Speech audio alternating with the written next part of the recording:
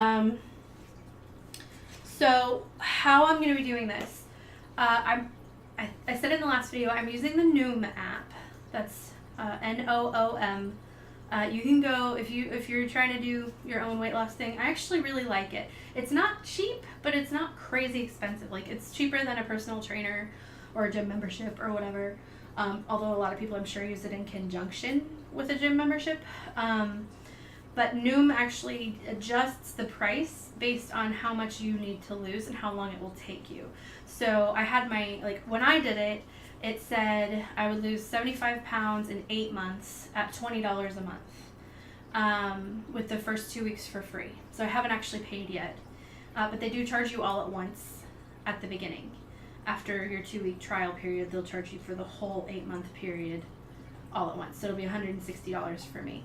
I was curious if were they retrofitting my goal into the length of their normal program, or do they customize the program to your weight, and then how do they calculate the amount? So I had my husband go to Noom.com and do the little free estimator, and he put in a starting weight that was whatever, didn't really matter. He put in his stuff, and he put in a goal of 10 pounds weight loss, which he doesn't need to lose 10 pounds. He just, he's just farting around with it, trying to figure it out. And it said that he would lose 10 pounds by March, which is 2.5 months, and they would charge him $54 per month. So it seems like they fit the price to the amount of time it's going to take you. And I just, for fun, put in, because I was just curious, I put in a lot of the same demographics for myself, but I was like, what if I was 550 pounds? What would it say? How much would it charge me? How long would it tell me it was going to take? How can it possibly know? And so I put that in there. And it said that it would only tell me that I would lose, I think it was 80 or 100 pounds. No, I think it said I would lose 60 pounds by May, or the end of May. And then it gave me a price for that. I don't remember what it was, but you can go do it yourself. It's free. But they didn't even try to project what it would be beyond 60 pounds if I was a much bigger person. So I guess they just kind of do manageable goals, and then if the lifestyle's working or whatever, I guess you just re-sign up. And come to think of it, I don't know if they meant this May or next May. Because 60 pounds in 4.5 months or even 5 months sounds like a lot. But I guess for a 550 pound motivated person, it's not undoable. I don't really know. Anyway, so I'm doing the Noom app, which is essentially calorie counting, a lot like MyFitnessPal, except that it also it has a couple of other features that I really like and really make the difference. It sets it apart from MyFitnessPal, which is a free app where you count calories and you can even add exercise and it'll calculate stuff. But there's a few things Noom does differently. For one, it provides you with a goal coach that checks in with you once a week via text message. So you know that someone's seeing what you're doing. You know that someone is looking and going to check in with you. Which even MyFitnessPal, you can make friends and stuff. I've never had anybody comment on my food. So as much as it's supposed to provide accountability, for me it doesn't really. I have a goal coach. Then after you cross the 2-week mark, they give you a group with a group coach who, within the group, you have 24/7 access to. So you don't just check in once a week. You can check in with them every day if you want to. The other thing is they're very, very emphatic about psychology. So they really work with really cute graphics and really friendly, fun to read language. They make the psychology of food and why you eat and why you eat what you eat and cravings and goal setting and motivation and the problems with motivation. They make all of the psychology of that. They break it down into manageable bites, and then they they give you like a 10-minute lesson each day along with your stuff, like along with weighing in, calorie counting, and logging your steps. So it has a built-in pedometer. The app has a built-in pedometer, so it'll count your steps for you. I think it's a little lacking in sensitivity, because in order to hit my 10,000 step minimum that it's recommended, it takes 2 hours of walking for me. And I'm not fast, but I don't think I'm that slow. And I did, like, just to experiment, I walked a little bit and counted my steps, and like I looked at the app, I updated it, I walked a certain distance, I walked I think 90 steps, and I looked at it again and it had recorded 40 of them. So I do think I'm probably walking like way more than 10,000 steps, but I'm going to go ahead and go with it, because if it's erring on the side of not enough, then I'm just getting that much more exercise. So I'm going to go ahead and use the pedometer, even if it might be wrong. The other thing is, so they have the pedometer. One of their things is that you have to weigh in every day and record it, so your coach can see it, I assume, and more importantly, you see it. They do recommend that you weigh in first thing in the morning after going to the bathroom and before you eat anything, but so that you can have kind of the most consistent weight.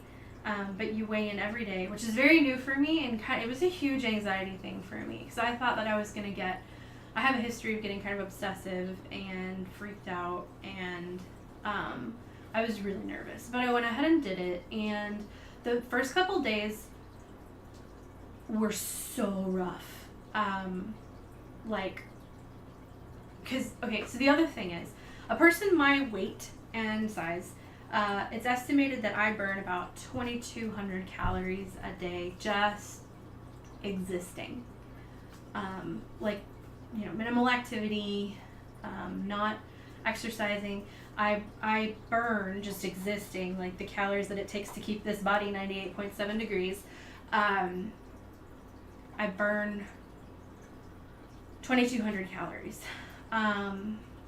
So, which means that if I ate just a normal 2,000 calorie a day diet over the course of like 5 years, I would reach my goal, probably. But it would take forever, and who wants to do that? Noom has recommended that I eat a 1,200 calorie a day diet, which, if you know anything about nutrition, is the absolute minimum amount that a person should really be eating, because if you eat less than that, your body thinks you're starving, and it slows your metabolism down. So you have to be really careful when you're in that range, because if you're eating less than 1,200 calories a day, you're in trouble.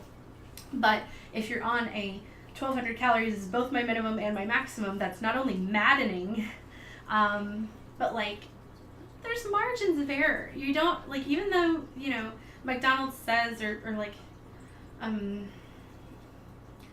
know, I'm gonna make it up. So, like, say a taco from Taco Bell is 200 calories. They say it's 200 calories, but, like, you don't know the literal number of calories in that specific taco. That is an estimate. And you're basically putting a whole bunch of, you don't have, like, a thing that's, like, taking an equal amount of food and burning it in this thing that detects the amount of time it takes to burn at a certain temperature and telling you how many calories are actually in that exact thing that you're eating. So everything you do when you're counting calories is an estimate, and there's a margin of error that you need to, like, be aware of. And to me, that really bothers me, because what if the margin of error is that thing that I thought was 200 calories is actually 215 calories? And how many times a day can I do that before I'm, like, way over? So I have the bad habit of coming in under, as it turns out, which, like, go me for self-control, but it's also not good when your minimum is also your maximum. So I have adjusted it for myself. I mentioned it to my coach, but they haven't gotten back to me yet. But I kept coming in at like 1,100 calories a day, because I was terrified to, first of all, I was terrified to end the day hungry and not be able to eat something. That really, really scared me. I realized, I've learned in the last 2 weeks, that I have a lot of anxiety about that. There's a fun one we'll pick apart sometime in a vlog, but yeah, I would rather like skip breakfast and lunch, or eat like bare minimum breakfast and lunch to make sure that I have enough calories both to eat a semi-normal dinner with my husband, and that if I, after dinner, if I'm hungry, I can eat something. The problem with that is, again, when your minimum is your maximum, you can't, like, you end up snacking at like 10 o'clock at night, whether you're hungry or not, because you need to hit your 1,200 calories. And some of you may disagree with that logic, but that, like, to me, it's important that I not go under. I don't want to slow down my metabolism. From everything that I've seen, it's really hard to get it to go back up. So call me paranoid, but I'll just lose it a little slower for that extra 50 calories. So I've changed my my goal to 1,250,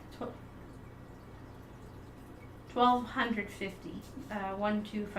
That's the number of calories I have per day. Was that 1,250? Yeah.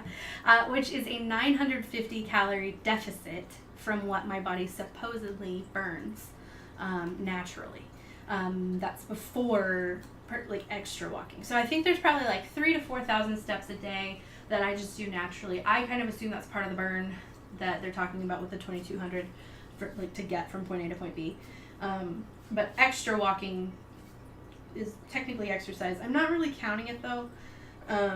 Unless I go above the 10,000 steps, which is rare, because I don't run, because my shoulder hurts, always. So, one other thing I didn't mention in the last video, one other reason that I'm working on it now that I wasn't before is now that I have health insurance for the first time ever, it's still like I have a massive deductible. It's still out of pocket for the time being, but eventually, theoretically, they'll cover it. My shoulder, I will be able to start getting physical therapy on it this year. And that's really exciting, because I've been, like, immobilized more than I ever would have expected to be. I've really been limited. I changed careers. I stopped cooking because physically I couldn't keep doing. They actually suspect that the repetitive motion of the job that I was doing contributed to the problem. And every time I like help at a church event or something like that and cook for a large group of people, it starts to hurt, and it takes about 4 days to stop hurting more. Like, it's sort of like always at a 6, and it'll go up to a 9 or a 10 if I bake for several hours in a day or something like that. So I just can't do it anymore. So I've changed careers. That's why I went back to grad school. But yeah, that's one reason that I'm doing it now that I wasn't doing it before, is that I actually have any hope at all of being able to actually get back into like push-ups and upper body workouts, and maybe even, I'm probably never going to run. Just going to be honest here.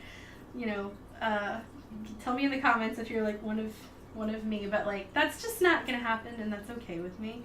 I have skepticism about its being necessary to your health anyway, if you can get yourself to a healthy weight and do other forms of cardio and things like that. I think that running's really bad for your joints, and I really want my knees to still be working when I'm 80. So anyway, that's just me. Not judging you if you're a runner. Awesome, go you. I don't have your build.